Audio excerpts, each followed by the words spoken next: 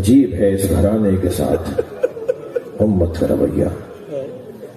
نبی کے جنازے میں چند لوگ، علی کے جنازے میں 2 لوگ، زہرا کے جنازے میں رات کی تاریکی میں 4 لوگ، حسن مولا کے جنازے کو تیر مار دیے، حسین کے جنازے پہ گھوڑے دوڑا دیے،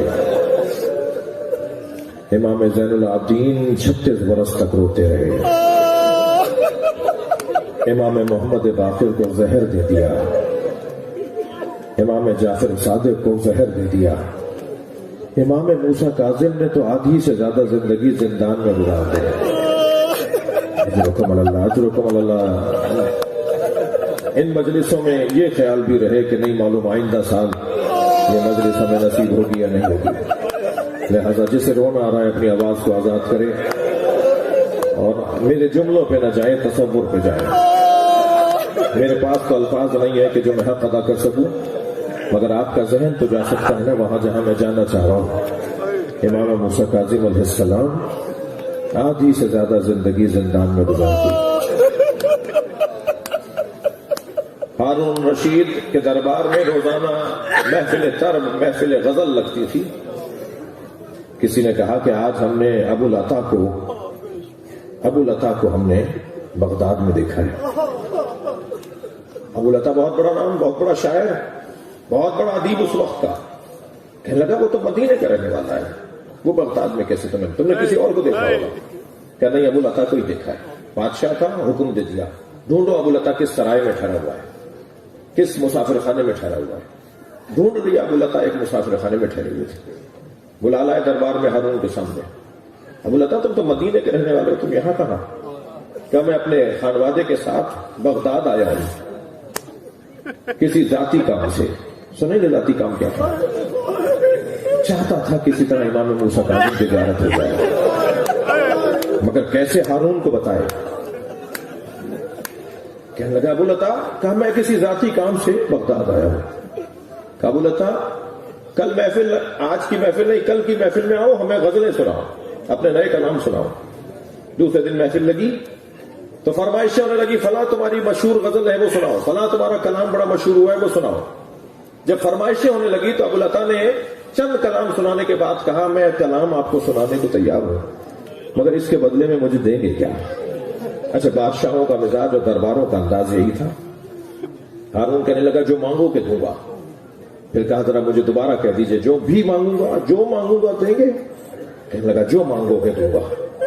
اب وہ مطلوب غزل سنا دی، اور جب اس غزل کو سن لیا تو ہارون اب انتظار میں کہ یہ کیا مانگے گا. آواز دے کر کہا بولا تھا مانگو، کیا مانگنا چاہ رہے تھے؟ کہا میرے امام کو آزاد کر دو. رکم اللہ، میرے مولا امام موسیٰ کاظم کو آزاد کر دو. تھوڑی دیر سوچتا رہا، کہنے لگا 3 دن کے بعد فلاں وقت تمہارے امام کو ہم آزاد کر دیں گے، تم جاؤ زندان سے جا کے لے لو. اب میں آپ رونے والوں سے سوال کرتا ہوں، ایک شیعہ کے لیے، ایک چاہنے والے کے لیے اس سے بڑی کیا خدمت ہوگی کہ وہ اپنے امام کی آزادی کا سبب بن رہا ہے؟ خوشی خوشی اپنے سرائے پہنچا، اپنی زوجہ کو، بچوں کو بتایا میں بہت بڑا کارنامہ کر کے آ گیا. جو 14 سال سے زندان میں ہے اس کی رہائی کا پیغام لے کر آ گیا. کتنا خوش ہوا ہوگا یہ خانوادہ. جب وہ وقت مقررہ آیا تو زندان کے دروازے پہ جا کے بیٹھ گئے، اور قیدیوں کو لے جایا جا رہا تھا، دروازہ کھلتا تھا، قیدیوں کو چھوڑا جاتا تھا، دروازہ کھلتا تھا، اور ہر دفعہ دروازہ کھلنے پر ان کی نگاہ دروازے پر ہوتی تھی کہ اب ہمارا امام آئے گا. جب سارا دن گزر گیا اور غروب میں کچھ وقت رہ گیا تو ایک مرتبہ دروازہ کھلا تو پوچھا میرے امام کو کب رہا کرو گے؟ کہا تم کون ہو؟ کہا میں فلاں ہوں. کہا کچھ دیر اور رکو، تمہارے امام کو آزاد کر رہے ہیں. اب کتنی اور خوشی میں اضافہ ہوا ہوگا. دروازے کی طرف نگاہیں جما کے بیٹھے ہیں، دروازہ کھلا، ایک تختے پہ میت ہے اور آوازیں دی جا رہی ہیں ہذا امام الرفضہ، اجرکم اللہ، اجرکم اللہ، یہ شیعوں کا امام ہے، ہم نے اسے آزاد کر دیا. اجرکم اللہ. اہل بیت کی تاریخ تو دیکھیے. امام رضا جب مدینے سے رخصت ہو رہے ہیں تو فرما رہے ہیں मुझ पे लोहा पढ़ो, जब खुरासान में मेरा जनाजा उठेगा तो बहनें नहीं होंगी, मेरे भाई मेरी मैयत में नहीं होंगे, मुझे गुर्बत में दफनाया जाएगा। इमाम मोहम्मद तकी जहर देकर मेरे मौला को मार दिया। इमाम अली नकी अल्लाहु अकबर मुतवक्किल ने खुद घोड़े पर बैठकर इमाम को पैदल चलाया, सारे शहर को दिखाया मैं शियों के इमाम को किस तरह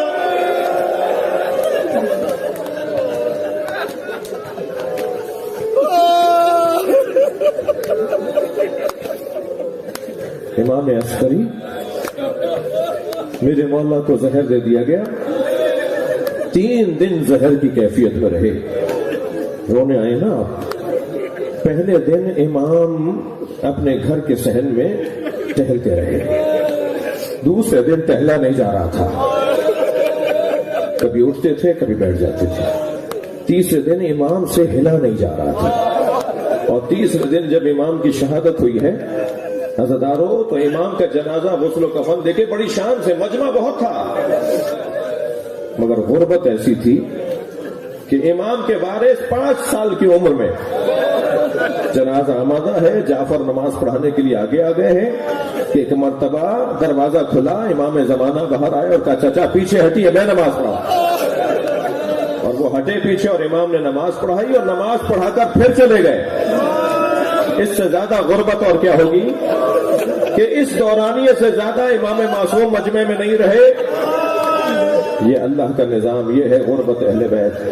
अज़ादारों बहुत रो लिए, गिरिया हो गया, मजलिस मेरे हिस्से की हो गई, मगर जितने भी इमामों का मैंने जिक्र किया है ना, ये इन सारी मुसीबतों के हामिल कहते थे ला यौमा का यौम का अबा अब्दुल्ला, हमारी मुसीबत तो कोई मुसीबत नहीं है जो हमारे जद हुसैन की मुसीबत।